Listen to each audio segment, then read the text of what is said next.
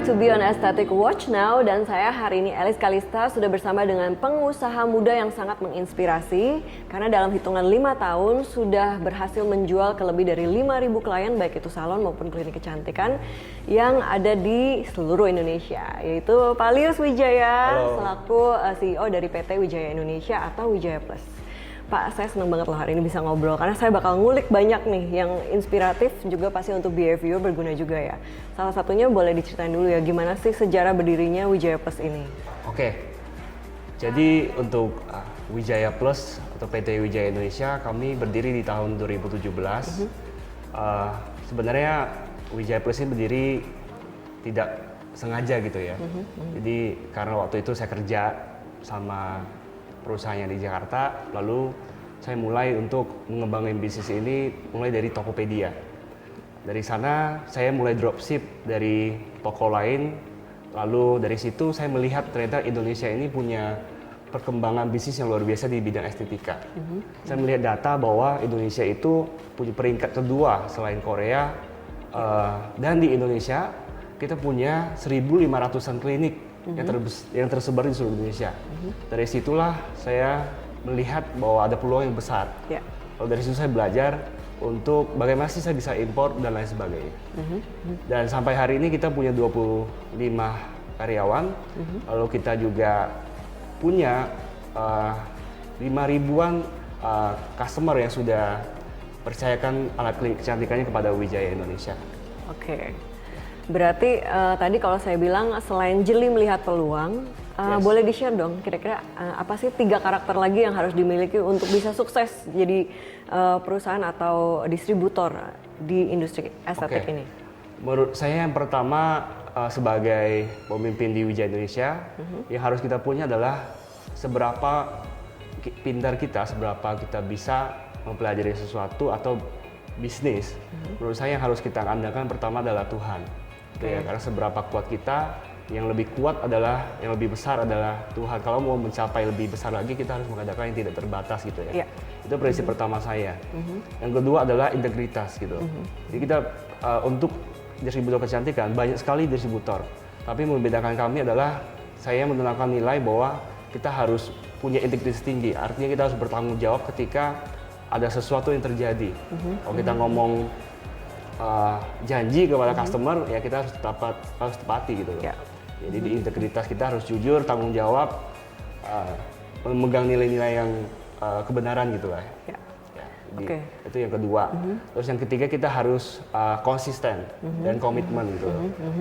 Saya menerapkan juga nilai kepada seluruh tim saya, mulai dari 1 sampai hari ini sudah 25 karyawan, bahwa kita harus setiap hari memikirkan apakah hari ini yang saya kerjakan itu sudah yang terbaik. Sehingga kita bisa melakukan sesuatu, improve sesuatu dari hari kemarin sampai hari ini. Memastikan bahwa kita terus bertumbuh dan berubah, mengikuti tren yang ada. Gitu. Menurut saya 3 nilai ini salah satu yang kami pegang gitu. Berarti tadi berintegritas maupun konsisten ya. Tujuannya pasti akhirnya untuk meningkatkan kepercayaan klien-klien ya Pak ya? Yes. Nah ini di belakang kita kan juga udah banyak nih ya mesin-mesinnya ya. Tuh. Kira-kira boleh di-sharing produk unggulannya dari Wijaya Plus itu apa Pak? Produk unggulan kami itu salah satunya adalah produk laser. Produk laser yang pertama, yang kedua adalah produk slimming, yaitu cryo, bisa dilihat di sini. Lalu yang kedua adalah produk diode laser juga untuk hair removal.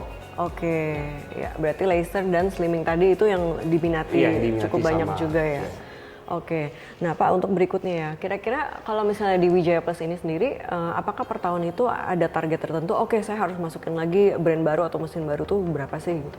Untuk target kami lebih ke kepuasan pelanggan. Jadi kami akan melakukan customer insight, di mana kami akan survei langsung terjun ke sana, atau pada saat training dan sales kita akan set beberapa pertanyaan untuk menggali apa sih yang penting buat mereka. Kita akan bertanya apa yang kurang di kami, terus apa produk apa yang relevan buat kalian yang perlu kami masukin lagi. Beberapa hal penting lagi yang bisa menjadi nilai tambah dari perusahaan kami, kita akan tampung itu, lalu kita akan testing, kita akan tes ke beberapa customer kita, kalau oke baru kita launching. Oke, berarti melewati proses itu adalah survei, kemudian tes market ya? Tes market. Baru kemudian launching. Ya, kita akan tentukan value proposition dari Wijaya Indonesia, lalu kita akan baru launching. Oke, nah terus kemudian kalau pas ketika launching itu prosedur kayak wajib yang harus dimiliki klien-klien atau diikuti, misalnya kayak ada training, itu sejauh mana Pak? Untuk training ya, kalau untuk training kita punya training yang paling berbeda dan paling lama di seluruh Indonesia. Ya, gimana tuh maksud itu? Kami punya training selama 3 hari. 3 hari? 3 hari betul-betul, dimana kita fokus untuk ngajarin bagaimana alat itu beroperasi. Dan kita akan sarankan untuk banyakin propandusnya, sehingga harapan kita terapis atau dokter yang sudah training lewat Wijaya Indonesia, goalnya adalah mereka sudah percaya diri untuk memberikan yang terbaik pasiennya, gitu. Oke. Jadi yang kita lihat itu banyak yang di sana, yang di luar sana, trainingnya cuma 1 hari dan beberapa jam saja. Oke. Jadi kita tahu. Tapi kalau hari ini kita nggak tahu, mungkin ada perubahan kan, setiap hari kan ada perubahan. Ya, tapi kalau standarnya di Wijaya Plus adalah 3 hari ya. 3 hari. Oke. Nah terus kemarin ini adalah masalah yang dialami oleh semua pebisnis ya, tahun lalu atau dari tahun 2020 itu kan pandemi ya.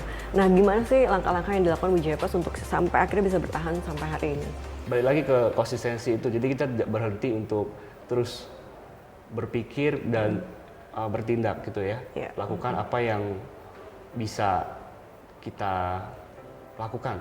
Salah satunya contohnya waktu pandemi, kita juga memasuki beberapa APD yang relevan buat saat itu supaya bisa nutupin cost yang mungkin hilang di sana gitu ya, karena terdampak pandemi itu. Jadi untuk stay kreatif ya Pak ya? Stay kreatif cari peluang apa gitu ya, kira-kira yang bisa sejalan dengan kondisi atau situasi di Indonesia ya? Oke, nah kalau untuk permintaan atau request dari klien-klien di seluruh Indonesia tadi, apakah sebelum pandemi sama sekarang itu, setelah pandemi itu apakah ada perubahan? Menurut saya ada perubahan tapi tidak terlalu signifikan. Karena begini, ketika pandemi yang terkena itu pasti beberapa bisnis yang memang sangat terdampak, contohnya seperti hotel, travel, dan lain sebagainya. Kalau untuk klinik, ketika pandemi, masih banyak juga pasien dari klinik kecantikan ini masih pengen perawatan. Karena itulah permintaan dari alat klinik kecantikan juga masih oke gitu. Jadi kalau ditanya perubahan sampai hari ini nggak terlalu signifikan. Tapi kalau jenis mesinnya nih Pak, mungkin kan kalau pas pandemi itu orang-orang pada di rumah kan, terus mungkin banyak yang beratnya naik, jadi mungkin slimming mesinnya lebih meningkat gitu permintaannya, ada nggak? Lebih ke laser sih. Lebih ke laser ya? Slimming enggak, belum. Justru karena pandemi mungkin pasien-pasien itu yang biasanya keluar tiap hari makeup malah ini di rumah terus lebih sadar ya akan kesehatan kulit tuh penting ya basicnya. Nah kalau untuk di Indonesia ini kan juga Palius sudah 5 tahun di sini ya. Kira-kira menurut pandangannya Palius sendiri untuk opini Indonesia itu akan menjadi pusat estetika yang terunggul di Asia itu seberapa optimisnya? Oh, dari 1 sampai 10 menurut saya 9. 9? Iya. Kenapa? Karena pertama kita sudah peringkat kedua nih. Peringkat kedua ya, satu Korea ya. Satu Korea dong, ya kan? Jadi optimis kita kan tinggal melangkah 1 lagi nih. Iya.